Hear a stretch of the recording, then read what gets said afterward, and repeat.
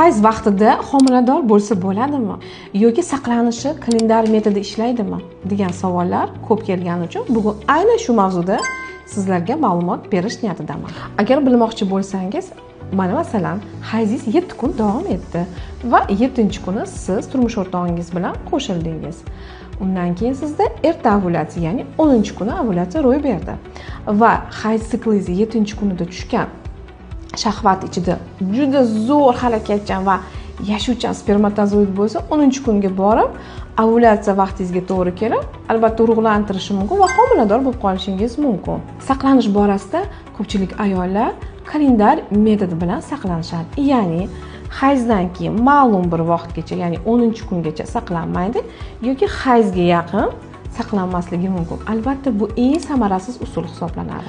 Xohlamagan homiladorlik bo'yicha murojaat qilgan ayollarda aynan shu kalendar metod ishlamagan va ular homilador bo'lib kelishgan. Shuning uchun agar homiladorlikdan aniq effektiv yo'l bilan saqlanmoqchi bo'lsangiz, ginekologga murojaat qilishingiz kerak bo'ladi. Va sizga ginekolog individual ravishda, ya'ni sizni organizmingizga mos kelgan hamda sizni anamnezingizga mos keladigan kontraseptiv usulni to'g'ri tanlab beradi.